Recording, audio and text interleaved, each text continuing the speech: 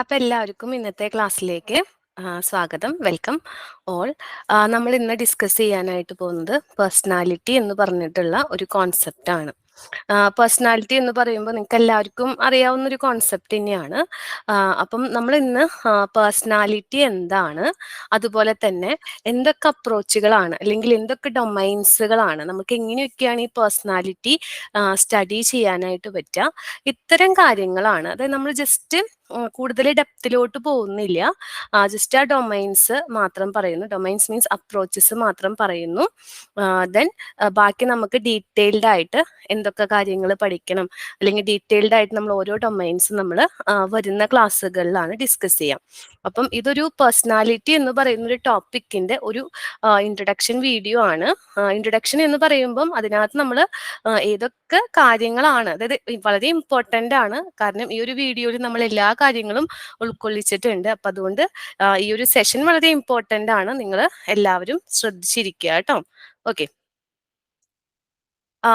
അപ്പൊ പേഴ്സണാലിറ്റി നമുക്ക് എല്ലാവർക്കും അറിയാം എന്താണ് പേഴ്സണാലിറ്റി എന്നുള്ളത്, അല്ലെ? പേഴ്സണാലിറ്റി എന്ന് പറഞ്ഞാൽ എന്താണ്? നമ്മൾ കുറച്ച് കൺസിസ്റ്റന്റ് ആയി നമ്മൾ ആൾക്കാരോട് ഇടപെടുന്ന ചില രീതികളുണ്ട്, അല്ലെ? നമ്മൾ കുറച്ചൊന്ന് കൺസിസ്റ്റന്റ് ആയിട്ട് ഇടപെടുന്ന രീതികളുണ്ട്.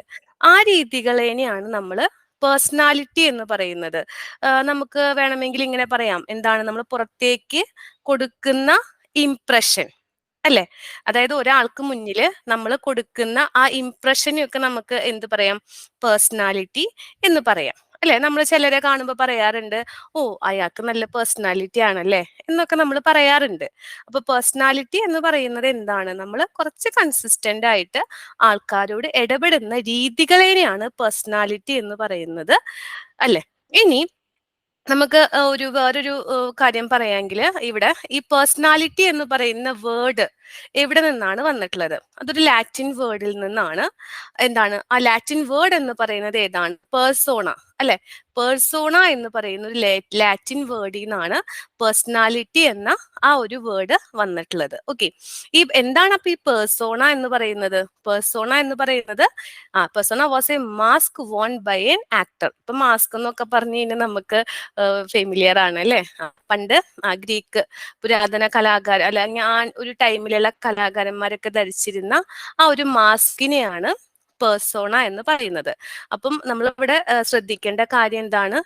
പേഴ്സണാലിറ്റി എന്ന് പറയുന്ന വേർഡ് ഒരു ലാറ്റിൻ വേർഡ് പേഴ്സോണ എന്നാണ് ആ ഒരു വേർഡ് വന്നിട്ടുള്ളത്. എന്താണ് പേഴ്സോണ? പേഴ്സോണയുടെ മീനിങ് എന്ന് പറഞ്ഞാൽ എന്താണ്? മാസ്ക്, അല്ലെ? അപ്പം ഇപ്പൊ നമുക്കൊരു ഏകദേശം മനസ്സിലായിടാവും വാട്ട് ഈസ് പേഴ്സണാലിറ്റി. പേഴ്സണാലിറ്റി എന്ന് പറഞ്ഞപ്പോൾ നമുക്ക് എങ്ങനെ പറയാം? It's A stable way of thinking, feeling, behaving, അല്ലെ? അതായത് നമ്മൾ എങ്ങനെയൊക്കെയാണ് ചിന്തിക്കുന്നത്, അതുപോലെ തന്നെ നമ്മൾ ഫീൽ ചെയ്യുന്നത്, ബിഹേവ് ചെയ്യുന്നത്, ഇതൊക്കെ നമുക്ക് എന്ത് പറയാം? പേഴ്സണാലിറ്റി എന്ന് പറയാം. Personality refers to a person's distinctive pattern of thinking, feeling and behaving. Okay. അപ്പൊ ഇവിടെ നമ്മൾ പേഴ്സണാലിറ്റി എന്താന്ന് പറഞ്ഞു. പേഴ്സണാലിറ്റി എന്ന് പറഞ്ഞിട്ടുള്ള വേർഡ് എവിടെ നിന്നാണ് വന്നിട്ടുള്ളത്? Latin word persona. ഓക്കെ. ഇനി ക്യാരക്ടർ ആൻഡ് ടെമ്പറമെന്റ്, ഇത് രണ്ടും തമ്മിൽ എന്താണ് വ്യത്യാസം, അല്ലെ? ഈ ക്യാരക്ടർ എന്ന് പറഞ്ഞു കഴിഞ്ഞാൽ നമ്മൾ സാധാരണയായിട്ട് നമ്മൾ പറയും അയാളുടെ ക്യാരക്ടർ ആണ് പേഴ്സണാലിറ്റി എന്നൊക്കെ പറയും. പക്ഷെ ആക്ച്വലി ക്യാരക്ടർ അല്ല പേഴ്സണാലിറ്റി എന്ന് പറയുന്നത്. പേഴ്സണാലിറ്റി എന്ന് പറയുന്നത് എന്താണ്? ടെമ്പർമെന്റ് ആണ്. ടെമ്പർമെന്റ് ആണ് പേഴ്സണാലിറ്റി എന്ന് പറയുന്നത്.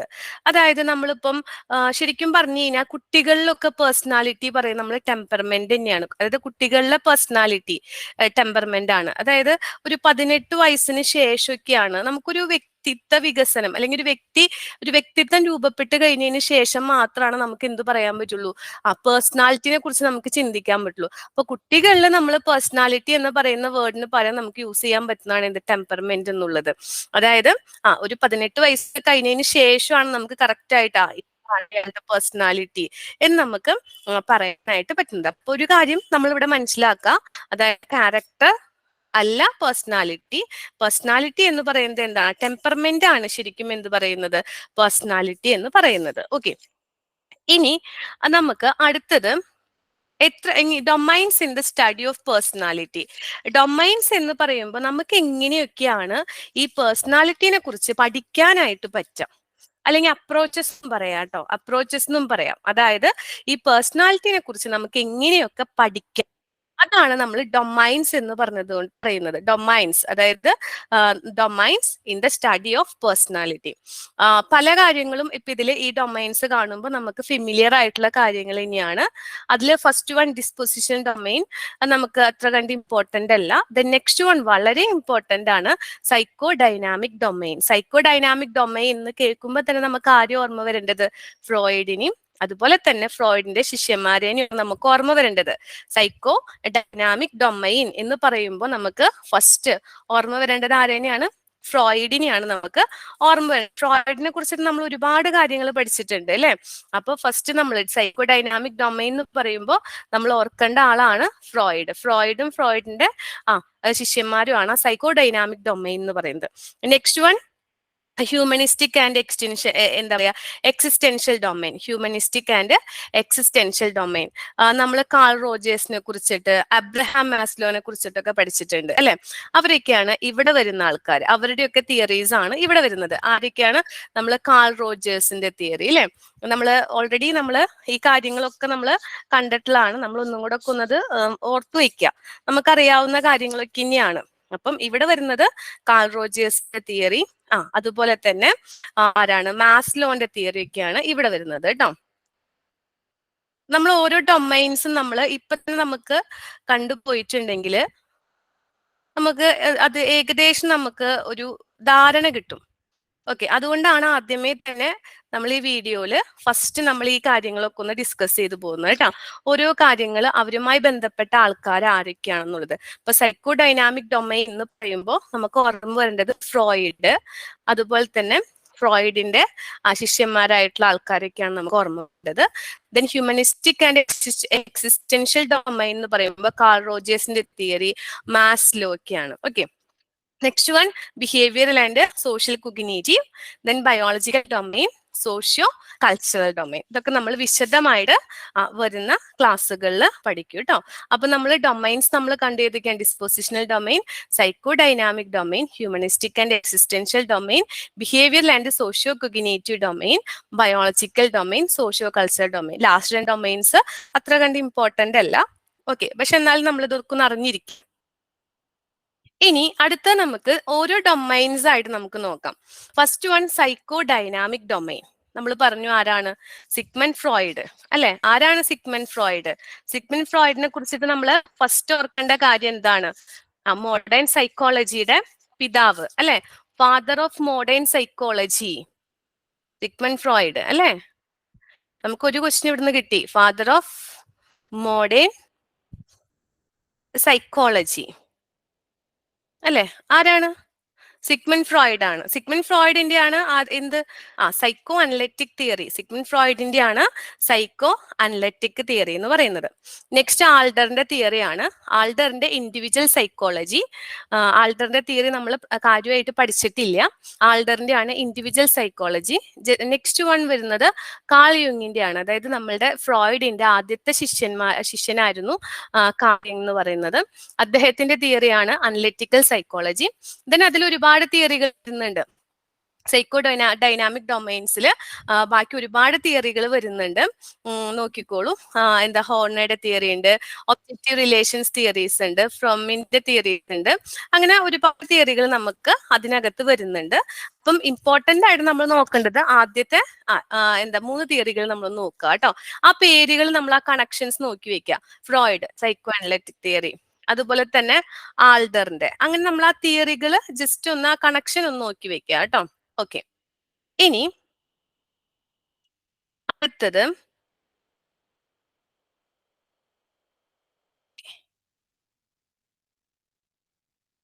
Next theory. Next learning theory ആണ്. ലേണിംഗ് തിയറീസ് നമുക്കറിയാം, സ്കിന്നറിന്റെ ബിഹേവിയറൽ തിയറി, ബെന്തുരയുടെ സോഷ്യൽ കൊഗ്നിറ്റീവ് തിയറി. അടുത്ത ആൾ നമ്മൾ കണ്ടിട്ടുണ്ടാവില്ല, റോട്ടർ മിഷേലാണ് cognitive social learning theory.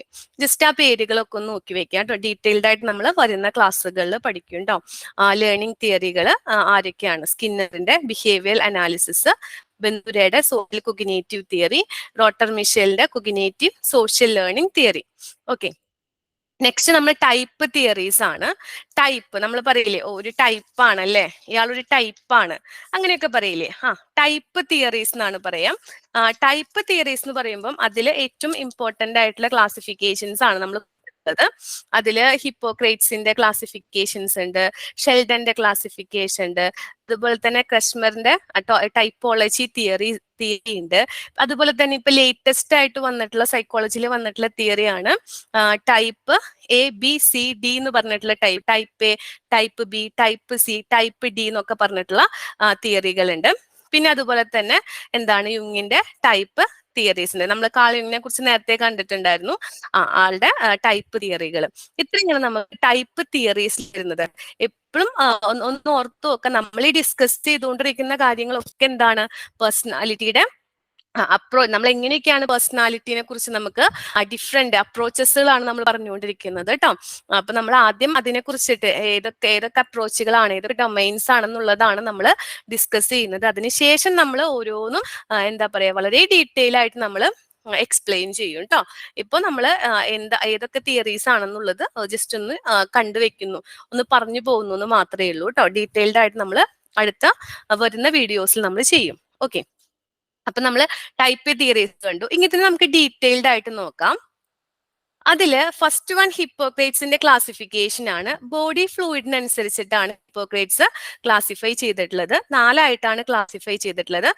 സാങ്ക്വിൻ type ഉണ്ട്, കോളറിക് ടൈപ്പ് ഉണ്ട്, മെലങ്കോളിക്, അതുപോലെ തന്നെ പ്ലെഗ്മാറ്റിക് ടൈപ്പ്. ജസ്റ്റ് ഈ പേരുകളൊക്കെ ഒന്ന് നോക്കി വെച്ചാൽ മതി. ഇവിടെ നമ്മൾ ഡീറ്റെയിൽഡ് ആയിട്ടുള്ള സ്റ്റഡിയിലേക്ക് പോകണം എന്നല്ല പറയുന്നത്. നമ്മളൊരു കോമ്പറ്റേറ്റീവ് എക്സാമിനേഷൻ എന്ന് പറയുമ്പോൾ നമുക്ക് ഒന്ന് ഈ ഒരു ബോഡി ഫ്ലൂയിഡിന്റെ ബേസിൽ ക്ലാസിഫൈ ചെയ്ത അത് ആരാണ്, അപ്പൊ നമുക്ക് ഹിപ്പോക്രേറ്റ്സ് എന്ന് പറയാൻ കിട്ടണം. അതുപോലെ തന്നെ ആ ക്ലാസിഫിക്കേഷനിൽ ഏതൊക്കെ ആ ഒരു നെയിമുകൾ എന്താണ് ഉൾപ്പെട്ടിട്ടുള്ളത്, ഏതൊക്കെയാണ് ആ ഫണ്ടമെന്റൽ പേഴ്സണാലിറ്റി ടൈപ്പുകൾ ഏതൊക്കെയാണ്, അപ്പൊ അതിൽ നമുക്ക് ഓപ്ഷൻസിൽ ഉണ്ടാവും. അപ്പൊ നമ്മൾ ജസ്റ്റ് ആ ഒരു ടേമുകളോട് മാത്രം ഫെമിലിയർ ആയിട്ടിരിക്കുക, ഡീറ്റെയിൽഡ് ആയിട്ട് പഠിക്കേണ്ടെന്നല്ല, നമുക്ക് എന്നാലും നമുക്ക് ആ ടേമുകളൊക്കെ അറിയാമെങ്കിൽ നമുക്ക് ആ കോമ്പറ്റേറ്റീവ് എക്സാമിനേഷനിൽ നമുക്ക് കടന്നു പോരാനായിട്ട് പറ്റും. ഓക്കെ, അപ്പം ഹിപ്പോക്രേറ്റ്സിന്റെ ക്ലാസിഫിക്കേഷനിൽ നോക്കുക.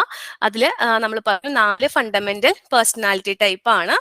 സാങ്ക്വിൻ, അതുപോലെ തന്നെ കോളറിക്, ദെൻ മെലങ്കോളിക്, അതുപോലെ തന്നെ പ്ലെഗ്മാറ്റിക്. ബോഡി ഫ്ലൂയിഡിന്റെ ബേസിലാണ് 4ആയിട്ട് ക്ലാസിഫൈ ചെയ്തിട്ടുള്ളത്. ടേമുകളൊക്കെ ഇമ്പോർട്ടന്റ് ആണ് കേട്ടോ. ആ ടേമുകളെ കുറിച്ച് ടേമുകളൊന്നും നോട്ട് ഡൗൺ ചെയ്ത് വെക്കുക കേട്ടോ. ഓക്കെ, നമ്മുടെ അത്രേ ചോദിക്കുള്ളൂ, അതിന്റെ ഡീറ്റെയിൽസിലോട്ട് ഒന്നും പോവില്ല, അങ്ങനെ പോവാൻ സാധ്യതയില്ല കേട്ടോ. ഓക്കെ, ജസ്റ്റ് ആ ഒരു എങ്ങനെയാണെന്നുള്ളതൊക്കെ ഒന്ന് നോക്കി വെക്കും. അടുത്തത് വരുന്നത് ഷെൽഡന്റെ ക്ലാസിഫിക്കേഷൻ ആണ്. അവിടെ കണ്ടോ, നമ്മളുടെ ബോഡി ടൈപ്പ് അനുസരിച്ചിട്ടാണ് 3ആയിട്ട് ക്ലാസിഫൈ ചെയ്തിരിക്കുന്നത്. നമുക്ക് ആ ബോഡി ടൈപ്പുകൾ കണ്ടാൽ തന്നെ അറിയാം അല്ലെ, എന്താണ് എക്ടോമോർഫ്, മീസോമോർഫ്, എൻഡോമോർഫ്. എൻഡോമോർഫ് എന്ന് പറഞ്ഞാൽ എന്തായിരിക്കും, തടിയുള്ള ആൾ. എക്ടോമോർഫ് എന്ന് പറഞ്ഞാൽ തീരെ മെലിഞ്ഞ ബോഡി ടൈപ്പ്. മീസോമോർഫ് എന്ന് പറഞ്ഞ എന്താ, ഇതിന്റെ രണ്ടിന്റെയും ഇടയിലുള്ള ഒരു ടൈപ്പ്. ഓക്കെ, അപ്പൊ അതൊന്ന് ഓർമ്മിക്കുക കേട്ടോ. ഷെൽഡന്റെ ബോഡി ടൈപ്പിനനുസരിച്ചിട്ടാണ് അവിടെ ക്ലാസിഫിക്കേഷൻ വന്നിരിക്കുന്നത്. 3 ടൈപ്പാണ്. ആ പേരുകൾ ഒന്ന് ഓർത്ത് വെക്കുക കേട്ടോ. ഞാൻ പറഞ്ഞു ഇവിടെ നമുക്ക് ടേമുകൾക്കാണ് ഇമ്പോർട്ടൻസ് ഉള്ളത്. ഓക്കെ, അടുത്ത ടൈപ്പ് നമുക്ക് ക്രഷ്മറിന്റെ ടൈപ്പോളജി തിയറി ആണ്. അതിൽ നമ്മൾ ഇതുപോലെ 4ആയിട്ടാണ് ക്ലാസിഫൈ ചെയ്തിരിക്കുന്നത്. ആസ്തെറ്റിക്, അത്ലറ്റിക്, പിക്നിക്, അതുപോലെ തന്നെ ഡിസ്പ്ലാസ്റ്റിക്. 4 ടൈപ്പായിട്ടാണ് ക്ലാസിഫൈ ചെയ്തിരിക്കുന്നത്. അതിൽ ഓരോ ടൈപ്പിന്റെയും പ്രത്യേകതകൾ അവിടെ നമ്മൾ ബ്രാക്കറ്റിൽ കൊടുത്തിട്ടുണ്ട്. ആസ്തെറ്റിക് എന്ന് പറയുമ്പോൾ എന്താ, തിൻ, സ്മോൾ, വീക്ക്, ആ ഒരു അവിടെ ഒരു അപ്പിയറൻസ് ആണ് പറയുന്നത് കേട്ടോ. ഓക്കെ, അത്ലറ്റിക് എന്ന് പറയുമ്പോൾ നമുക്കറിയാം, അത്ലറ്റിക് പേഴ്സൺസ് എന്ന് പറയുമ്പോൾ തന്നെ നമ്മൾ സ്പോർട്സിലൊക്കെ എങ്ങനെയായിരിക്കും നമുക്കറിയാം, മെസ്കുലാർ ആണ്, ലാർജ് ബോണ്ട് ടൈപ്പ് അല്ലെ, അതാണ് അത്ലറ്റിക് എന്ന് പറയുന്നത്. അങ്ങനെ ഓരോ ടൈപ്പും നോക്കി വെക്കുക. എന്താ പറയാ, കശ്മീറിന്റെ ക്ലാസിഫിക്കേഷനിൽ 4 ടൈപ്പാണ്: ആസ്തെറ്റിക്, അത്ലറ്റിക്, പിക്നിക്, ഡിസ്പ്ലാസ്റ്റിക്. ഇങ്ങനെയൊക്കെ ക്ലാസിഫിക്കേഷൻസ് ഉണ്ട് എന്ന് അറിഞ്ഞു വെക്കാം. ഓക്കെ, ഇതൊക്കെ വരുന്നത് എന്തിന്റെ കീഴിലാണ്, ടൈപ്പ് തിയറിയുടെ കീഴിലാണ് ഈ ക്ലാസിഫിക്കേഷൻസ് ഒക്കെ വരുന്നത് കേട്ടോ. നെക്സ്റ്റ് വൺ യുങ്ങിന്റെ തിയറി ആണ്. നമ്മൾ ഡീറ്റെയിൽഡ് ആയിട്ട് നമ്മൾ സൈക്കോ ഡൈനാമിക് തിയറി പഠിക്കുന്ന സമയത്ത് ഇത് ഡീറ്റെയിൽഡ് ആയിട്ട് പഠിക്കും. ഇപ്പൊ നിങ്ങൾ ഇത്ര മാത്രം നോക്കി വെക്കുക. 2 ടൈപ്പാണ്, 2 ടൈപ്പ് പേഴ്സണാലിറ്റി ആണ് പറഞ്ഞിട്ടുള്ളത് കാൾ യുങ്. ഒന്ന് എക്സ്ട്രോവേർഷനും ഒന്ന് ഇൻട്രോവേർഷനും കേട്ടോ. ഇത് നമ്മൾ ഡീറ്റെയിൽഡ് ആയിട്ട് നോക്കും. ഓക്കെ, നമ്മൾ പറഞ്ഞിട്ടുണ്ടായിരുന്നു ആദ്യത്തെ തിയറികൾ നമ്മൾ സൈക്കോ ഡൈനാമിക് തിയറിയിൽ ഫ്രോയിഡിന്റെ കാളിയുടെ ഒക്കെ ഡീറ്റെയിൽഡ് ആയിട്ട് നമ്മൾ പറയൂ കേട്ടോ. ഇപ്പൊ ആ ഒരു പേഴ്സണാലിറ്റി ടൈപ്പ് മാത്രം നോക്കി വെക്കുക. എക്സ്ട്രോവേർഷൻ, ഇൻട്രോവേർഷൻ അത് ഫസ്റ്റ് ഇൻട്രൊഡ്യൂസ് ചെയ്തത് ആര് എന്നൊക്കെ ചോദിച്ചു കഴിഞ്ഞാൽ നമുക്ക് പറയാൻ കിട്ടണം. ഓക്കെ, 1921 ആളുടെ ഒരു ബുക്കിലാണ് ഈ ഒരു എന്താ പറയാ രണ്ട് പേഴ്സണാലിറ്റികൾ എക്സ്ട്രോവേർട്ട് ഇൻട്രോവേർട്ട് എന്ന് പറഞ്ഞിട്ട് രണ്ട് പേഴ്സണാലിറ്റീസ് അദ്ദേഹം ഇൻട്രൊഡ്യൂസ് ചെയ്തിട്ടുള്ളത്. അപ്പം ഇത് ഇത്രയും മനസ്സിലാക്കി വെക്കുക കേട്ടോ. ഇത് ഡീറ്റെയിൽഡ് ആയിട്ട് നമ്മൾ വരുന്ന ക്ലാസ്സുകളിൽ ഡിസ്കസ് ചെയ്യും. Then type A, type B, type C, type D എന്നൊക്കെ പറഞ്ഞിട്ട് ഇപ്പം പുതിയതായിട്ട് നമുക്ക് സൈക്കോളജിയിൽ ഇൻട്രൊഡ്യൂസ് ചെയ്തിട്ടുള്ള പേഴ്സണാലിറ്റി ടൈപ്പുകളാണ്. ഇങ്ങനെയൊക്കെ ഉണ്ട് എന്ന് ഒന്ന് മനസ്സിലാക്കുക കേട്ടോ. Type A, type B, type C, type D എന്ന് പറഞ്ഞിട്ടുള്ളത് അത്ര ഡീറ്റെയിലിംഗിലേക്ക് അതിന്റെ ഒരു എന്താ പറയാ ഉള്ളോട്ട് പോയില്ലെങ്കിലും കുഴപ്പമില്ല. ജസ്റ്റ് ഒന്ന് മനസ്സിലാക്കാൻ വേണ്ടി മാത്രം ഇൻക്ലൂഡ് ചെയ്തിട്ടുള്ളതാണ് കേട്ടോ ഈ സ്ലൈഡ്.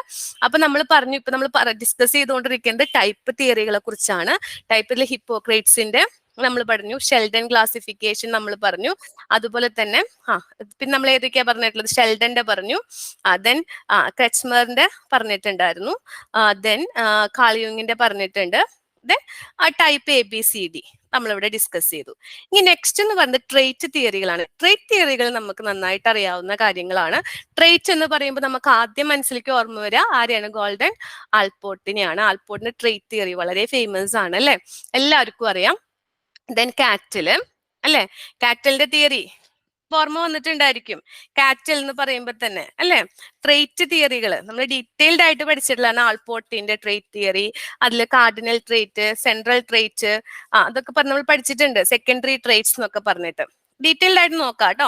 അടുത്തത് എന്താണ്? കാറ്റലിന്റെ ട്രേറ്റ് തിയറികൾ നമ്മൾ പഠിച്ചിട്ടുണ്ട്. അതിൽ ഇതുപോലെ തന്നെ 4 ട്രേറ്റുകളെ കുറിച്ച് പറയുന്നുണ്ട് അല്ലെ. Common trait, unique trait, surface trait, source trait എന്നൊക്കെ പറഞ്ഞിട്ട് ഡീറ്റെയിൽസിലേക്ക് നമ്മൾ പോകും കേട്ടോ. അപ്പൊ ഞാൻ ജസ്റ്റ് അത് പറഞ്ഞു വെക്കുന്നതേ ഉള്ളൂ. പിന്നെന്താ? ഐസെങ്കിന്റെ ഹൈറാർക്കിയൽ തിയറി. ഇത്രയും കാര്യങ്ങളാണ് നമുക്ക് ട്രേറ്റ് തിയറിയിൽ പ്രധാനമായിട്ടും വരുന്നത് കേട്ടോ. ഓക്കെ, അപ്പൊ ട്രേറ്റ് തിയറി എന്ന് പറയുമ്പോൾ ഈ 3 പേര് ഓർക്കുക: ആൾപോർട്ട്, കാറ്റൽ, ഐസെങ്ക്. ഓക്കെ, നിങ്ങൾ ജസ്റ്റ് പറഞ്ഞു പോവാന്ന് ചിന്തിക്കരുത്. നമുക്കൊരു ഐഡിയ കിട്ടാൻ വേണ്ടി മാത്രമാണ് ആദ്യത്തിൽ നമ്മൾ കാര്യങ്ങളൊക്കെ ഒന്ന് ഇൻട്രൊഡ്യൂസ് ചെയ്ത് പോകുന്നത്. ഓരോ തിയറികളും നമ്മൾ ഡീറ്റെയിൽഡ് ആയിട്ട് നമ്മൾ ഡിസ്കസ് ചെയ്യും കേട്ടോ. ഇത് ജസ്റ്റ് ഒരു ഇൻട്രൊഡക്ഷൻ വീഡിയോ മാത്രമാണ്. ജസ്റ്റ് ഇങ്ങനെ വെറുതെ പറഞ്ഞു പോകുന്നത് എന്താ അങ്ങനെ ചിന്തിക്കരുത്. കാരണം ഇതെല്ലാം നമ്മൾ ഡീറ്റെയിൽഡ് ആയിട്ട് ഒതുങ്ങി വരുന്ന വീഡിയോസിൽ എക്സ്പ്ലെയിൻ ചെയ്യൂ കേട്ടോ. Okay, then next humanistic approach. Humanistic അപ്രോച്ചിൽ വരുന്നതാണ് കാൾ റോജേഴ്സിന്റെ സെൽഫ് തിയറി, എബ്രഹാം മാസ്ലോയുടെ തിയറി. ഇത് രണ്ടുമാണ് എന്ത് ഹ്യൂമനിസ്റ്റിക് അപ്രോച്ചിനകത്ത് വരുന്നത്. അതായത് കാൾ റോജേഴ്സിന്റെ സെൽഫ് തിയറിയും എബ്രഹാം മാസ്ലോയുടെ ഹോളിസ്റ്റിക് ഡൈനാമിക് തിയറി. ഓക്കെ, ഇത്രയും കാര്യങ്ങളാണ് നമുക്ക് എന്താണ് പേഴ്സണാലിറ്റി ഡൈനാമിക്സിൽ നമുക്ക്, അല്ലെങ്കിൽ എന്താ പറയാ, നമ്മൾ നേരത്തെയൊക്കെ പറഞ്ഞു പേഴ്സണാലിറ്റി എന്താന്ന് പറഞ്ഞു. ഡൊമൈൻസ്, ഡൈനാമിക്സ് അല്ല, ഡൊമൈൻസിൽ നമുക്ക് പഠിക്കാനായിട്ട് അല്ലെങ്കിൽ നമ്മൾ ഡിസ്കസ് ചെയ്യാൻ പോകുന്ന കാര്യങ്ങൾ. ഓക്കെ, അപ്പൊ അതിൽ ഒന്നും കൂടെ ഞാൻ പറയാം. അതിൽ ഇമ്പോർട്ടന്റ് ആയിട്ടുള്ള കാര്യങ്ങളാണ്. ഒന്ന് സൈക്കോ ഡൈനാമിക് ഡൊമെയിൻ, നമ്മൾ ഇവിടെ ഡീറ്റെയിൽഡ് ആയിട്ട് ഈ 3 പേര് പഠിക്കും: സിഗ്മണ്ട് ഫ്രോയിഡ്, ഓൾഡർ, അതുപോലെ തന്നെ കാളിയുങ്. ഓക്കെ, ഓൾഡറിന്റെ ജസ്റ്റ് ആ ടൈം മാത്രം അറിഞ്ഞാൽ മതിയെങ്കിലും സിഗ്മണ്ട് ഫ്രോയിഡും കാളിയുങ്ങും നമ്മൾ വളരെ ഡീറ്റെയിൽഡ് ആയിട്ട് പഠിക്കും. നെക്സ്റ്റ് ലേണിംഗ് തിയറീസ് നമ്മൾ ഡീറ്റെയിൽഡ് ആയിട്ട് ഡിസ്കസ് ചെയ്യേണ്ട കാര്യങ്ങളാണ്. ടൈപ്പ് തിയറിയിൽ നമ്മൾ ഇനി കാര്യമായിട്ട് പറയില്ല, കാരണം ഇതിൽ ഇത്രേ വേണ്ടൂ. ഇതിൽ കാളിയുങ്ങിന്റെ ടൈപ്പ് തിയറി മാത്രമാണ് നമ്മൾ ഇനി എക്സ്പ്ലനേഷനിലേക്ക് പോവുള്ളൂ. ബാക്കി ഹിപ്പോക്രേറ്റ്സ്, ഷെൽഡൻ, ക്രഷ്മെയർ, അതുപോലെ തന്നെ ടൈപ്പ് ABCD, ഇത് ഈ ഒരു ഇത്രയും കാര്യങ്ങൾ ഇതിൽ ഈ സ്ലൈഡിൽ ഡിസ്കസ് ചെയ്ത ഈ കാര്യങ്ങൾ തന്നെയാണുള്ളൂ. ഇനി ഇതിൽ ഡീറ്റെയിൽസിലേക്ക് നമ്മൾ പോവില്ല കേട്ടോ. അതായത് ഹിപ്പോക്രേറ്റ്സിന്റെ ഈ ഒരു 4 ബോഡി ടൈപ്പ്, ഷെൽഡന്റെ ഈ ഒരു 3 ബോഡി ടൈപ്പ്, അതുപോലെ തന്നെ ക്രഷ്മറിന്റെ ഈ ഒരു 4 ബോഡി ടൈപ്പ്. ഓക്കെ, പക്ഷെ കാളിയുങ്ങിന്റെ ഈ ടൈപ്പ് തിയറി നമ്മൾ ഡീറ്റെയിൽ ആയിട്ട് ഇനി വീണ്ടും നമ്മൾ ഡിസ്കസ് ചെയ്യും. ഓക്കെ, ഇനി അടുത്തത് നോക്കാം, ട്രേറ്റ് തിയറി. ട്രേറ്റ് തിയറി എന്ന് പറയുമ്പോൾ അതിൽ നമുക്ക് 3 പേരാണ് നോക്കേണ്ടത്: ഓൾപോർട്ട്, കാറ്റൽ, ഐസെങ്ക്. 3 പേരെ തിയറികൾ നമ്മൾ ഡീറ്റെയിൽഡ് ആയിട്ട് നെക്സ്റ്റ് ക്ലാസ്സുകളിൽ കാണും. അതുപോലെ തന്നെ ഹ്യൂമനിസ്റ്റിക് അപ്രോച്ചും. അപ്പൊ ഈ വീഡിയോയിൽ നമ്മൾ ഇത്രയും കാര്യങ്ങളാണ് ഉൾപ്പെടുത്തുന്നത് വിചാരിച്ചിട്ടുള്ളത്. ഇത് ജസ്റ്റ് ആ ഡൊമൈൻസ് എന്ന് പറഞ്ഞ് നമ്മൾ ഏതൊക്കെ ഡൊമൈൻസ് ആണ് ഇനി ഡിസ്കസ് ചെയ്യാൻ പോകുന്നത് വരുന്ന ആ ക്ലാസ്സുകളിൽ നിങ്ങൾക്ക് ഏതൊക്കെ പേഴ്സണാലിറ്റി അപ്രോച്ചുകളാണ് കാണാൻ പറ്റുക എന്ന് ജസ്റ്റ് ഒന്ന് പരിചയപ്പെടുത്താൻ വേണ്ടി മാത്രമാണ് നമ്മൾ ഈ ഒരു ക്ലാസ്, ഈ ഒരു വീഡിയോ പറഞ്ഞിട്ടുള്ളത്. ഓക്കെ, അതായത് ഇവിടെ നമ്മൾ പ്രധാനമായിട്ടും നമ്മൾ പറയാൻ ഉദ്ദേശിച്ചിട്ടുള്ളത് പേഴ്സണാലിറ്റി എന്താന്നുള്ളതാണ്. അത് വന്ന വേർഡ് പേഴ്സോണ, ദെൻ നമുക്ക് ഏതൊക്കെ അപ്രോച്ചുകൾ ഉണ്ട് മാത്രമാണ് നമ്മൾ ഈ വീഡിയോയില് പറയാനായിട്ട് ഉദ്ദേശിച്ചിട്ടുള്ളത്. ഓക്കെ, ബാക്കി നമ്മൾ ഡീറ്റെയിൽഡ് ആയിട്ട് സൈക്കോ അനലറ്റിക് തിയറി നെക്സ്റ്റ് നമ്മൾ ഡിസ്കസ് ചെയ്യാൻ പോകുന്നത് സിഗ്മണ്ട് ഫ്രോയിഡിന്റെ സൈക്കോ അനലറ്റിക് തിയറി ആണ്. ദെൻ കാൾ യുങ്ങിന്റെ എക്സ്ട്രോവേർഷൻ ഇൻട്രോവേർഷൻ പഠിക്കും. അത് കഴിഞ്ഞാൽ നമ്മൾ ട്രേറ്റ് തിയറികളിലോട്ട് പോവും. ട്രേറ്റ് തിയറി കഴിഞ്ഞിട്ടുണ്ടെങ്കിൽ നെക്സ്റ്റ് ഹ്യൂമനിസ്റ്റിക് അപ്രോച്ചിലോട്ട് പോവും. ഇത്രയാണ് നമുക്ക് ആ ഒരു ജേർണിയിൽ ഇനി വരാനുള്ളത്, പേഴ്സണാലിറ്റി എന്ന് പറയുന്നത്. അത് കഴിഞ്ഞാൽ പിന്നെ എങ്ങനെ നമുക്ക് അതിന് മെഷർമെന്റ് ടെക്നിക്കുകളൊക്കെയാണ് നമ്മൾ അടുത്തതായിട്ട്, പിന്നെ അത് കഴിഞ്ഞിട്ട് വരുന്ന നമ്മളുടെ ടോപ്പിക്കുകൾ ഇതുമായി ബന്ധപ്പെട്ടിട്ട്. ഇന്നത്തെ ക്ലാസ് എല്ലാവർക്കും മനസ്സിലായി എന്ന് വിചാരിക്കുന്നു. ഓക്കെ, നമുക്ക് ഇനി നെക്സ്റ്റ് സിഗ്മണ്ട് ഫ്രോയിഡിന്റെ തിയറിയിൽ കാണാം കേട്ടോ. Okay, thank you.